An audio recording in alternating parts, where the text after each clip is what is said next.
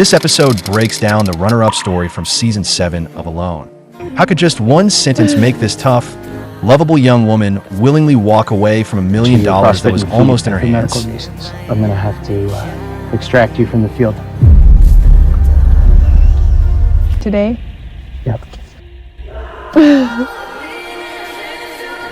But I don't want to lose a toe. Kelly, in the 100-day extreme cold survival challenge, with her will and spirit, and a victory that slipped away by one step, she left witnesses with deep regret. Yet on a stage where usually only the champion is remembered, Kelly's many brilliant moments and the powerful strength she showed as a woman, they left a deep impression. And I'll use a 30-minute video in 12,000 words to detail the journey of the most regretted runner-up in the history of Alone. Let's rewind to the start of the challenge and walk through Kelly's wilderness chops in what many call the most spectacular extreme cold season ever. Kelly arrives on day 6 and immediately trips over real treasure. A lucky rabbit foot. In Kelly's mind, a rabbit antler is a symbol of good luck, so this discovery pushed her to rig up lots of snares throughout the area, using passive hunting to increase her chances of getting food. For Kelly, snare traps are a low-energy, sustainable way to hunt, perfectly suited to the high-expenditure, energy-saving conditions of an Arctic winter. They also make up for the low efficiency of active hunting. Now 31 years old, ever since she became an adult, she's been chasing her ideal life out in the wild, and she has never had a fixed address. This long-term wilderness living has given her a wealth of survival skills. In winter, Kelly tracks the movements of cougars. When summer comes, fishing becomes her main way to get food and cool off. In autumn, she joins hunting events, where she not only stocks up on hides, but also uses the prize money to bankroll her future life in the wild. For Kelly, spending her life freely roaming the wilderness is her ultimate pursuit. As she scrounged for food that day, a white shadow suddenly shot past her. When she looked up and focused, she saw that in the trees nearby, there was a big gray wolf. From animal behavior studies, wolves are classic social predators, and lone individuals are rare. They usually hunt in packs. After Kelly watched for a bit, more wolves showed up one after another, and she counted about 5 of them, forming a small pack. Yet the woman who sleeps under the open sky felt no fear. Instead, she got thrilled and tailed them, hoping to piggyback on their hunt for a meal. A wolf pack showing up usually means this place has plenty of prey around, and she might be able to find more small game to hunt, like rabbits and squirrels. Unfortunately, though, when wolves move through the wild, they're incredibly quiet. The thick pads on their feet muffle the friction sound when they touch the ground. So if Kelly lost focus for even a moment while tracking them, the wolves were gone. That brief run-in with the wolf pack made Kelly realize that spending nights without a fixed camp, she'd struggle to cope with dropping temperatures and be exposed as a target for wolves and predators. After returning to the original area, she decided to build a shelter there. Kelly first used small trees to build an A-frame. The A-frame structure is very stable and easy to construct, so it's a great go-to frame for quick shelter. To avoid ripping the tarp, she shaved bark off the cross poles before lashing them. But when she finally pulled the tarp over the frame, he was stunned, knowing he hadn't caught decent food. Mother Nature provided him with a buffet of cold, northwesterly wind. It didn't look like much when it was done, but as a stopgap for the early stage, it was basically fine. However, the rabbit antler that Kelly said symbolized good luck didn't seem to bring her any. Instead, in that brutal early stretch, the dozens of snares she was counting on didn't snag a single rabbit. Even worse, the simple shelter she'd built earlier was almost torn apart by the merciless northwest wind. Since her camp was perched on a jutting section of the mountainside, wind slammed her shelter from 3 sides around the clock, so she basically didn't sleep at all. Even the bags under her eyes looked heavier today. Faced with the power of nature, humans are small and helpless, so Kelly had to abandon her original setup. 只好放弃原营地，去找适合扎营的地方。可她已经好几天没吃蛋白了。So she had to get food and restore her strength before she could move camp and start building again. When her survival hit rock bottom, it felt like fate leaned in Kelly's favor. She spotted a porcupine in the rocks. Pausing for a moment seemed like wasting a perfect meal. She drew her bow and loosed an arrow. Her tense face relaxed afterward. No doubt she hit, to keep the wounded porcupine from going deeper into rocks. 凯利补了一箭，果不其然，毫无悬念。The arrow sank into the porcupine. Talk about a pig napping at home. And the arrow falls from the sky. This 40-gene porcupine was a delicacy in the Arctic. 它小跑到湖边，用筋膜式刀法利索地剥皮分解。Since porcupines bulk up before winter, their fat can climb to over 40% of their body weight. And fat is the key to surviving an Arctic winter. It not only helps the body fend off the cold, but for Kelly, who hasn't had any meat for a long time, calling this porcupine a timely help in a snowstorm couldn't be more fitting. After trimming the inedible parts, over 30 pounds of meat remained. For Kelly, hungry so long, like rain after a drought, she could finally loosen her nerves for the week and focus on building her shelter with peace of mind. Ever since that plump porcupine rescued her, Kelly has spent the last few days busy relocating her shelter. Given that her last shelter served her the cold north wind, this time she chose a wind-sheltered spot and reinforced it with branches. 显然，之前一轮已经把它折腾得够呛了。 A little far to water, but it's worth it to be out of the wind. The porcupine taken down 7 days ago is now a thin, bland pot of soup. With food running out again, Kelly has to drop everything and refocus on finding her next meal. First, she checked the snares she'd set in recent days. But although they didn't yield the kind of catch she'd hoped for, when she saw the second one, her face lit up, and I figured she'd nailed a big trophy. 这个只是头。对凯莉来说, value of snare traps isn't in getting food.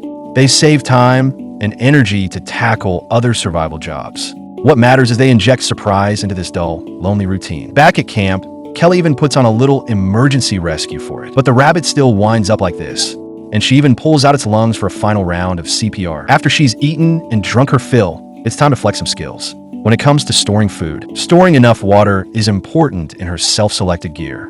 Kelly chose a metal pot and a metal can for storage. These are fine for boiling water, but they're awkward for keeping drinking water. So whenever she wants a cool sip, she has to boil water and let cool first. So she decides to turn this clay into a few simple pots to boost her water storage options. Kelly first rolls the fully mixed clay into long strips, then coils clay strips in layers, sketching the pot's base. She follows the base edge, pressing the coils in upward circles, working them into a rounded pot. When it's formed, she props it by the fire to dry. Honestly, with no pro pottery gear at all, Kelly's handiwork is downright impressive. The earliest known use of clay dates back some 20,000 years in China, and the pottery at Zhangrenting in Jiangxi is one of the earliest examples. It shows clay tools were a crucial human invention for adapting to nature and boosting survival odds. After a busy day, Kelly successfully makes clay pots and bowls. Even without long, high-temperature firing, they're more than adequate as basic water containers. After an adult life devoted to wilderness living, Kelly now stands on a mountain peak, feeling the wind blowing in, her gaze fixed on the water's surface rippled by the gale. She senses the Arctic winter will descend. After this baptism from nature, she upgrades and rebuilds her shelter, or when the heavy snows arrive, the Arctic forces Kelly to bow out. With years of wilderness survival, she knew what to do: build a stone fireplace, her ally against the cold, and seal one end of the shelter. It would keep the place warm and insulated because stone's thermal conductivity is low. Heat travels through it slowly, and thanks to its high heat capacity, it can absorb and store a large amount of heat, then release it slowly even after the flames die down. So the room stays warm and steady, which is why stone is such a great material for a winter shelter in the wild. After 2 trips hauling and stacking stones, a fireplace over a meter high finally took shape. But Kelly quickly realized that the gaps between the stones would become channels for heat loss. So she immediately gathered clay to fill gaps, leaving a smoke vent at the top, then lit a fire to test the draft, and also used the heat to dry the clay faster. The smoke vent worked beautifully. Even Kelly herself was impressed. With deep winter closing in, the next morning Kelly pressed on without a break to finish capping the fireplace, so a blazing fire wouldn't become a death trap. Getting the fireplace right was critical. She had to consider not only how warm it would be, but also how safe. This season's contestant Amos was a vivid negative example, since he didn't factor shelter safety when building his fireplace. The flames spread from the fireplace to the shelter, triggering a shelter fire. That blaze not only burned down Amos's shelter, it may also have burned up his $1 million prize. Amos had actually stored quite a lot of fish, and if his shelter hadn't burned, he was capable of surviving until day 100. What a pity. Back to Kelly. She deliberately used debarked wooden poles to close off the wall. Because this part sits above the fireplace, bark cellulose would dry out and be prone to igniting in the heat. Moss fills gaps between the poles. It provides insulation and is less flammable. With Kelly's sensitive heart and skillful hands, the shelter with its giant fireplace is finally complete. Honestly, she nailed this build. She may not have Roland's food pile insulation, but even though it's small, it still keeps the winter cold out. This shelter used to trail behind the others. That fierce drive in Kelly's heart to win has finally helped her catch up today. As long as she keeps food coming and avoids surprises, she has a good shot at the title. Normally a cheerful girl, Kelly is serious today because a cutie wandered into her camp. From her reaction, Kelly's taken with it. When the short-tailed weasel sprawls on the chopping board licking scraps, she doesn't kill it immediately. Instead, she quietly watched how it moved. In winter, the weasel's fur will also change from brown to white. Its coat borrows nature's colors to stay safe. After so long alone, Kelly's heart needs rest from fatigue. Maybe this little weasel will be her playful little buddy. Once her heart feels a bit lighter, it's time to let his stomach feast. All those snares Kelly set up earlier were laid for this very moment, because winter is her harvest season. Today he starts off with a big win, and before he can even thank nature for its generosity, the trap's bringing a second windfall, and even crazier, the third snare ends up being a one-click triple kill. Her fantasy of a big haul has come true. Kelly can't believe she's hugging an armful of rabbits. These 4 plump snowshoe hares could give her 72 grams of precious fat, plus 650 grams of protein. Maybe fate's gears are starting to turn for her. Moments with a rich catch are what Kelly has dreamed of for a long time. If you want to taste redemption from living alone in the wild, but end up out there without any toothpaste, spruce needles make a surprisingly good way to clean your teeth. They can help strengthen your enamel to some extent and also neutralize the acids that cause cavities. Once Kelly finishes her daily hygiene, the traps are starting to pay off. The 1.4 kilo rabbit she caught 2 days ago gave her a taste of harvest joy, but good times never last long. Even though it can ease her hunger for a while, it doesn't change that she's lost 20% of her body weight. To survive winter and reach day 100, food and fat are essential. That last porcupine feast, rich yet not greasy, still sticks in her mind. And she never expected that just then, fresh porcupine tracks would appear in the snow. When your luck turns, it's hard not to profit. Spotting whether a track is from a porcupine is easy because its front paw has only 4 toes, while the hind paw has 5. With this feature, you can tell quickly. But when Kelly follows the trail into an area of messy footprints, she loses the trail. True to her rule of never returning empty-handed, Kelly decides to set several snare traps in the surrounding area, betting on if they'll take the bait.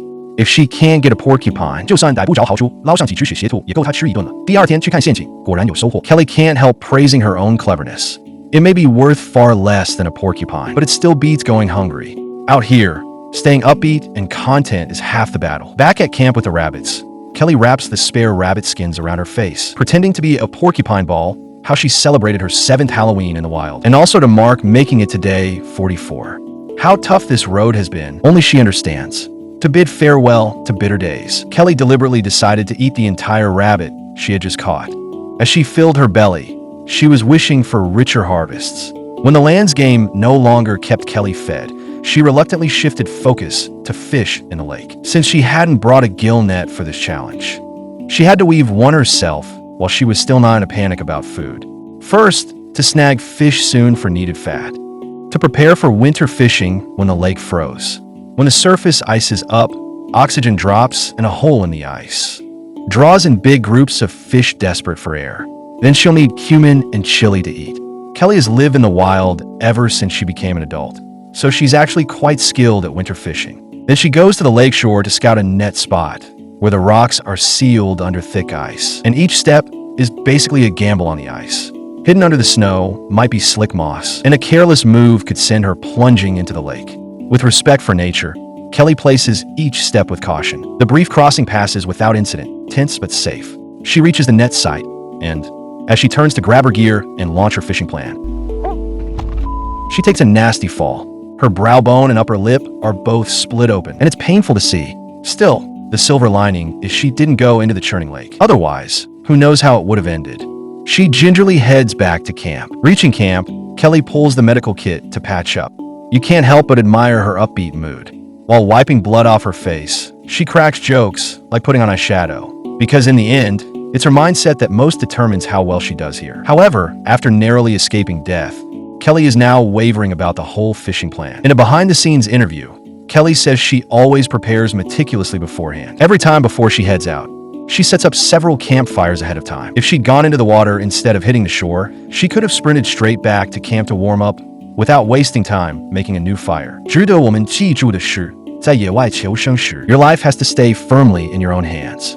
For anything you can't fully control, you have to be extra careful and always keep a deep respect for nature. When the survival challenge hits day 52, with Arctic temperatures at -12 degrees Celsius, Kelly is singing. While organizing firewood, because she had set over 100 snares earlier. For her, snow sealing the mountains is a white harvest season. She's snaring nearly a snowshoe hare a day, and on lucky days, she can haul in for it once. But then, a gray bear appears nearby. This always smiling girl has an impressive mindset. While the other contestants are eaten up with anxiety over food, she's still in the mood to put on a show for the audience. Also, Kelly's wearing reindeer hide clothing in the traditional Nenets style, and it's incredibly warm. The Nenets themselves are an indigenous people from Siberia. They live 260 days on snow and ice, and for generations the Nenets survived by herding reindeer. In their traditional life, almost all their food, clothing, tools, and transport come from reindeer. But now, the Nenets' culture and homeland are fragile. Their way of life hangs on one animal, the reindeer, in this age of global warming and heavy energy use. If we don't safeguard the Arctic's natural rhythms, reindeer migrations may be disrupted or even stop. But after Kelly makes a full round checking his traps, he ends up coming back empty-handed. The heavy snow already buried all the snares he set. He can't reset them until the snowfall lets up, so he turns his attention to the porcupine, the one he took down at the very start. That rich, fatty meat, tasty but not cloying, still haunted his thoughts, and more crucially provided rare, life-saving fat. Even with rabbits lining up, Kelly still wouldn't let go of his goal, a porcupine. After days of dogging the trail, he's convinced this crack in the rock is where it lives. Coming back today, even more sure, snow is scribbled with porcupine tracks, and nearby tree trunks bore fresh scars from its gnawing. Too bad the porcupine was out just then, so there'd be no pork chops roasting today. Since he couldn't eat it, he rigged a snare on the porcupine's route. When it came back, it would walk into it. At first light, Kelly grabbed his bow and rushed out to haul the porcupine back. That night, he planned to stuff himself on a long-dreamed feast of deep-fried pork chops. Hiking there, he fantasized about the meals he'd finally eat. But when he gets there, he's stunned the porcupine is pretty clever. It had just pushed the snare away and walked right by, which meant this porcupine was likely pretty big and has seen its share of danger. This kind of snare is child's play to it. He doesn't give the traps another thought. When Kelly finds his snare torn apart, he swears that whatever happens today, he's bringing that porcupine back. The heart of winter is here, and he needs more food to keep going, to last until day 100. Maybe a shot to change fate is here. After an internal struggle, Kelly pushes his body into the crevice, and sure enough, his long-sought porcupine is really in there. The problem is, it's holed up at the very back of the crack, for meters deep. If he keeps forcing his way in to grab it, there's a real chance he'll get wedged tight in that narrow gap. And this episode turns into an accident. Life and death are fate, wealth in heaven's hands. So in the prime of his youth, Kelly opts for a more conservative approach. Hoping to coax it into a better shooting angle, Kelly circles to the far side of the rocks and starts sweet-talking the porcupine. Hey, little guy. I only want to eat you. A little porcupine raised in the countryside has never heard such words from a pretty city girl. It meekly follows her words, and Kelly sprints back to the crevice's mouth, channels his felling suns, and nails it in one shot. But once hit, the porcupine bolts deeper to hide. He's forced to crawl back into the hole, and after a lot of twisting and struggling, he at last just barely hauls the porcupine out from between the rocks. Before winter, this creature goes on a feeding frenzy, packing on over 40% of its body weight in fat to survive 6 months of Arctic cold, and those stored winter reserves could sustain Kelly for a good 2 weeks. And this hefty porcupine is the best shot he'll get before the lake ices over. And that's why Kelly is willing to risk his life to get it. If it were you in this dead-end situation, would you risk getting kicked out of the competition just for that porcupine? Outside, it's over 10 below, but in the shelter, Kelly leans by the fire, prepping this delicacy. For him, it could be his coziest Arctic night yet. Picturing a pot of porcupine offal soup and fresh chops, the thought feels like luxury. But when he slices open the porcupine's belly, those fantasies shatter. The thing turns out to be sick. Its liver is covered in white bubbles, a classic sign of tularemia, a Category 2 infectious disease. If he eats it, he risks infection and death. If he doesn't, he might throw away his shot at $1 million. Kelly's effort has gone up in smoke, and his big win has twisted into a dilemma. He'll spend the night restless, unable to sleep. Day 68 of Kelly's Arctic ordeal, and the temperature plunged. The brutal cold forces him to grab the white hair pelts he caught, and pulls an all-nighter stitching a unique vest. At first light, with music blasting, he steps in front of the camera to show off his meticulous handiwork and his unique little genuine leather vest. His smooth moves feel like a nod to God. And in his interview, Kelly says that this impromptu dance is actually in honor of last season's champion, the legendary Jordan. The White Harvest season has brought Kelly plenty of snowshoe hairs. But hair meat is nearly fat-free and can't even begin to cover his daily energy burn. So now he's down 20% of his body weight. If by the time the next medical check comes around, his weight dips past the minimum safe mark, that $1 million prize is as good as gone. Kelly is torn between eating and not eating a diseased porcupine. Back at camp, after analyzing everything, he decided to go for it. Yes, the porcupine carried tularemia, but he'd already handled the tainted carcass for days while butchering it, and he still felt fine. If he just stayed away from the liver and kidneys, the filters, and boiled the rest hard, chances were it wouldn't hurt him. He was standing on the edge of a cliff. Life itself is a high-stakes gamble. If you win, you can set down your armor and rest. If you lose, you keep swinging to stop a virus taking hold. Kelly slow-cooked meat over high heat for over 2 hours. The moment he lifted the lid, a rush of rich meat aroma hit him.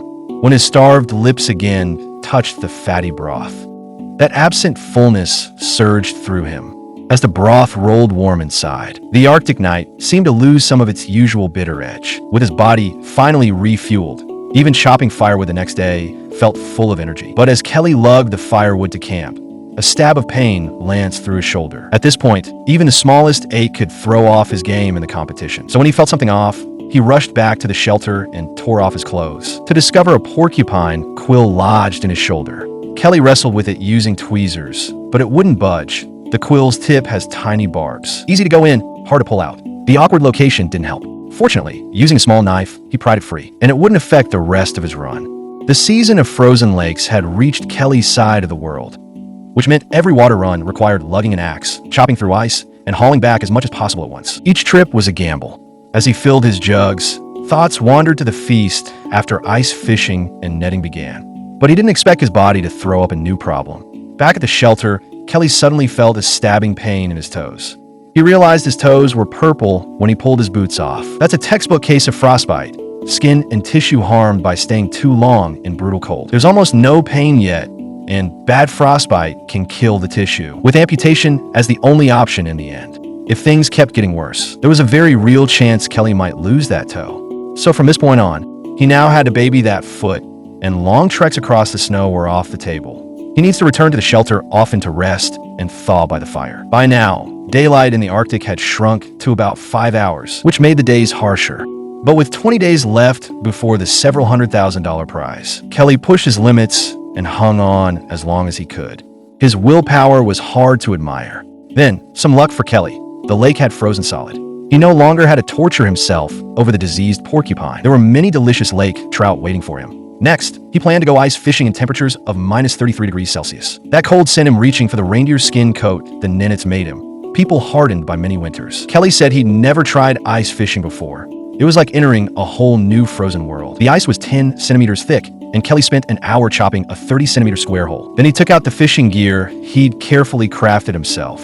Hooks rigged with rabbit fur and porcupine hair, and the porcupine kidney he hadn't dared eat, and a clay sinker. Once the hooks slipped beneath the ice, the race against time fishing began. As he watched the line, Kelly kept chatting to the fish, selling them on that porcupine kidney. This was a rare delicacy by human standards. Fish smell the amino acids, and bile seeping from her right ear, helping them home and on food. Yet, after 2 hours, the fish still weren't lured in by all that oxygen and gourmet bait, and her frostbitten toes were going numb again. Trapped, Kelly was now torn between two brutal choices. On one side, she must eat to last 100 days and win. On the other, her damaged toes were in danger. So she got up and walked around after a short spell of fishing, but frostbitten tissue that refreezes can turn gangrenous, and her toes could die and drop off. Even so, she still would grit her teeth and push on longer. As dusk fell, no fish had bitten. Forced back by the cold and pain, she had to return empty-handed. Still 17 days until the end of the challenge. The temperature was holding at minus 30 degrees, and time went on. The Arctic only had about 4 hours of daylight each day. Within that short window, Kelly had many chores: hauling water, carving ice, checking traps, chopping wood. The tight schedule left her no room to slack off. Kelly would rush to fill her boots with water to keep her frostbitten toes from going numb again. On day 87 in the Arctic, Kelly's mindset was still as positive and upbeat as ever. Even as her food stores neared empty, she still kept that trademark smile. She'd taken porcupine quills, her toes were frostbitten, and she'd even fallen and cut the skin by her eye. Yet she was still the tough woman we knew, meeting it all with a smile. By this point, she'd picked that sick pig clean. Without new food soon, she'd be facing a real food crisis. Maybe that stubborn optimism finally turned her luck. With the mountains buried in snow, a long silent trap almost miraculously snagged a rabbit. You'd be hard-pressed to find a better example of charcoal in the snow than this. This rabbit will quiet her growling stomach. It packs 3,500 calories, enough to keep her from waking hungry tonight. Back at camp, Kelly skinned and gutted the rabbit, washed it, and fried the offal in porcupine fat on the pot lid. In a flash, the smell burst out and flooded the shelter. From how she's chowing down, Kelly's clearly a foodie. One bite and it's gone. If she could snag more snow-white rabbits, the last 13 days would be a breeze. With 12 days left, though the snow rabbit has given her a boost, the food problem is temporarily solved. She must keep ice fishing. After all, fish fat is twice that of chicken. Kelly gears up. She heads onto the ice at Big Bull Lake, that love-hate lake, to ice fish again. His spot and Roland's are some of the last parts of the lake to ice up. If he can haul in 2 big lake trout, then he can coast through the last 12 days by the fire. But if he misses those fish, she didn't know whether she'd leave grinning or in tears of regret. But he still had to keep pacing to keep his blood moving, to keep her frostbitten toes from deteriorating further. Yet fate still didn't smile on this ever-cheerful girl. 2 hours of waiting brought no catch. With her food stores dangerously low, positivity was gone from Kelly's eyes, replaced by anxiety and confusion about the future. Stuck in that situation, she really didn't know how to turn things around. Even faced with extreme cold and lack of food, she said she'd hold on until the last moment, and swore she'd never press the red rescue button. 264 hours remained before reaching day 100 and winning. As she realized the frostbite on her toes had worsened, a call for a medical check suddenly came in on the satellite phone. Kelly's face tightened with worry, afraid her bad toe might get her kicked out. She hurried to warm her toes by the fire. Just then, the roar of helicopter rotors shattered the silence in the Arctic sky, sounding like the scythe of death, coming to take a contestant home from this land of no one. As the show's medical team set up a temporary examination tent, her nerves were taut when she yanked off her socks and saw her frostbitten toes. Her frostbite was already sliding from 2nd degree toward 3rd degree. If it reached 3rd degree frostbite, the next step would be amputation. After examining her feet, Kelly sat where she was, eyes vacant, at a complete loss, because the medical team's decision would determine whether she stayed or went. When the news that her time in the competition had ended reached Kelly's ears, it hit her out of nowhere, shattering the fragile hope she'd been holding on to. The girl who faced the camera with positivity and optimism couldn't hold back the feelings she'd bottled up and burst into tears in front of everyone. Over the past 89 days, the hunger, exhaustion, and pain she endured, unspeakable feelings and the trials she endured, all turned into scalding tears in that instant, silently telling the story of how hard this journey had been. But I don't want to lose a toe. In this brutal competition, the rules were clear. When a contestant's condition drops below a safe baseline or injuries affect movement, the production team can step in and end their run on the show, because life must come first. This is a safeguard for contestants, and to stop anyone from putting life and limb on the line just for the prize money. Thinking back on the competition, she was plunged into 10 days of hunger from day one. Setback after setback came as she tried to build a shelter. Then a tumble on the shore, blood pouring from wounds. For most, these trials would have shattered resolve, but Kelly never fell. Even at her most desperate, she could still smile and face problems calmly. Kelly proved no setback could wear down her inner toughness. Human will can't conquer nature's unstoppable power. When her body finally cried out that it couldn't go on, she had to stop in her tracks. Even then, her heart, driven by her dreams, burned hot and never cooled. For the final result, Kelly voiced no complaints at all. She took it in stride. She raised her hunting bow high, as if declaring to everyone. In competition, she never admitted defeat. And on a stage where usually only the champion is remembered, Kelly, with her stubborn refusal to give in, carved into the hearts of all who watched her journey. Her grit and determination are qualities we should all admire and take to heart. And sure, in the days ahead, she'll carry this same resilience to find her true self. In a later, unaired interview, Kelly said the frostbite on her toes took several months to heal, and they were bandaged for months. Although they have healed, they become more sensitive to the cold, and they're more prone to frostbite, so she has to be careful in winter. This is the end of the episode. Like the video and subscribe to the channel. Thanks for sticking with me. See you on our next adventure.